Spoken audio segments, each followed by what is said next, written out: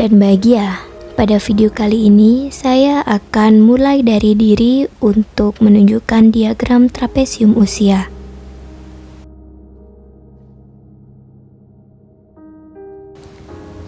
Banyak hal yang telah saya lalui, mulai dari usia sekolah hingga saat ini.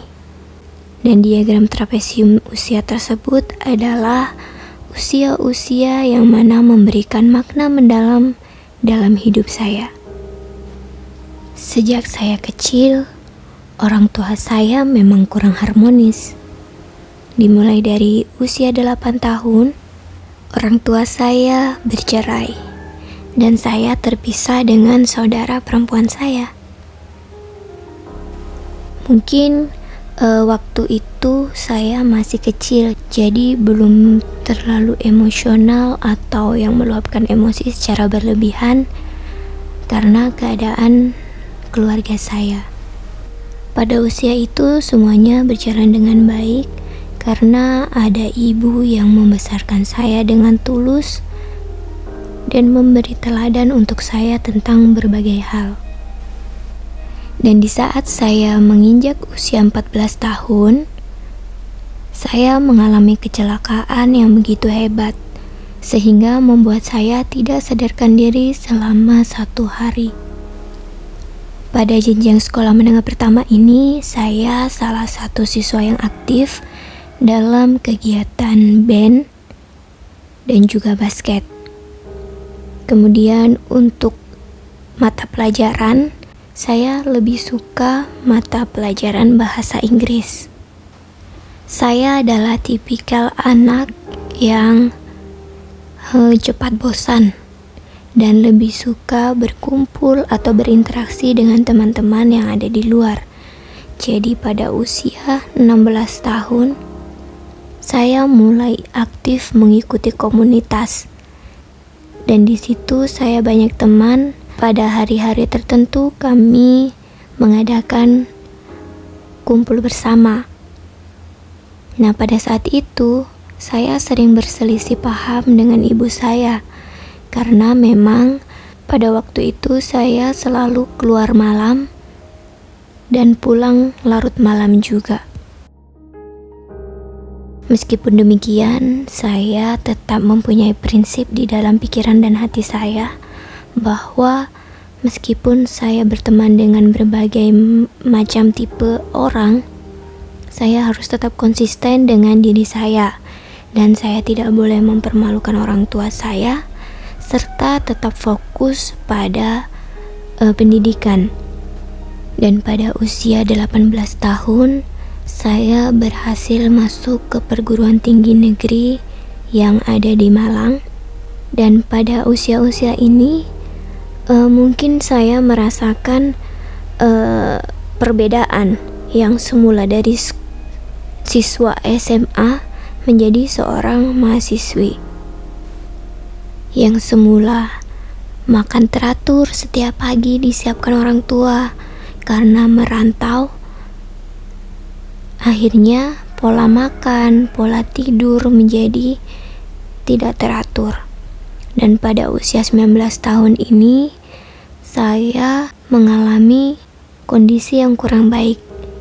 Dikarenakan pola makan saya yang tidak baik, kemudian makanan yang saya konsumsi juga tidak sehat, serta waktu tidur saya yang kurang cukup. Jadi pada usia mahasiswa ini, saya lebih suka nongkrong, lalu pulang dini hari.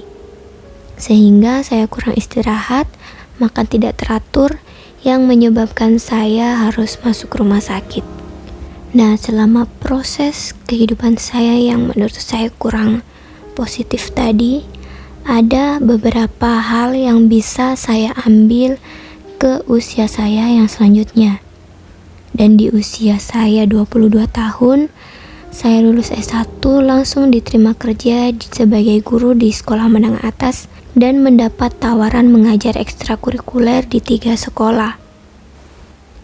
Pada usia ini, ada hal juga yang membuat saya sedih, tapi juga bersyukur karena ketika usia ini orang tua saya kecelakaan. Dan sebelumnya saya hanya tinggal berdua dengan ibu saya. Lalu saya meminta adik saya untuk menemani saya. Dan karena kejadian tersebut, saya dan adik saya bisa tinggal satu rumah bersama. Kemudian setelah saya mendapatkan kelancaran dalam berkarir, pada usia 25 tahun ini, saya melanjutkan pendidikan S2 saya di Surabaya. Kemudian lulus dari S2 saya tetap mengajar dan menikah pada usia 28 tahun. Dan pada usia 29 tahun, saya mencapai karir saya menjadi aparatur sipil negara.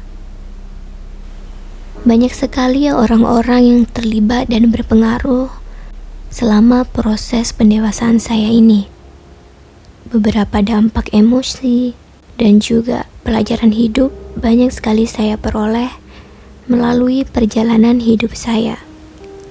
Orang-orang yang terlibat dalam perjalanan hidup saya memiliki peran masing-masing untuk pelajaran hidup, baik yang memberikan dampak positif maupun negatif, karena segala sesuatu terjadi pasti dengan sebuah alasan. Dan orang-orang tersebut diantaranya adalah bapak ibu guru saya di sekolah, teman, keluarga, dan juga lingkungan yang ada di sekitar saya.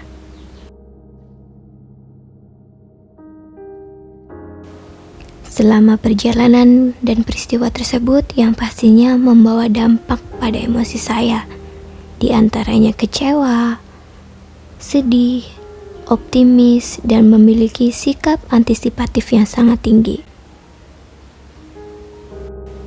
Momen-momen tersebut masih dapat saya rasakan hingga mempengaruhi saya di masa sekarang, karena momen tersebut ikut berdampak pada pendewasaan diri saya, pembentukan karakter dan prinsip hidup, semangat, kemandirian, serta motivasi dari orang-orang yang hadir dalam hidup saya.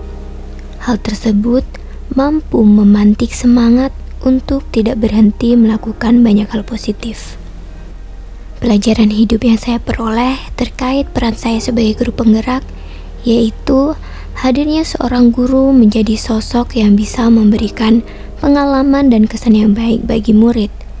Apapun yang diberikan dan disampaikan oleh seorang guru pada usia sekolah akan sangat berguna dan berbekas dalam hati serta terkenang dalam pikiran. Guru perlu menyelaraskan peran sebagai pendidik yang relevan dengan konteks murid dan zaman, serta memberikan hak dan kesempatan belajar sesuai keinginan dan bakat sehingga memberikan kesan dan pengalaman yang bermakna bagi murid. Nilai dalam diri untuk menggerakkan murid, rekan guru dan komunitas sekolah, yaitu komunikasi, kolaborasi, motivasi, serta konsisten. Peran yang saya mainkan dalam menggerakkan murid, rekan guru, dan komunitas yaitu memberi teladan atau contoh yang positif, memberi ide atau gagasan, serta memberi semangat dan terus memotivasi untuk terus belajar dari berbagai sumber.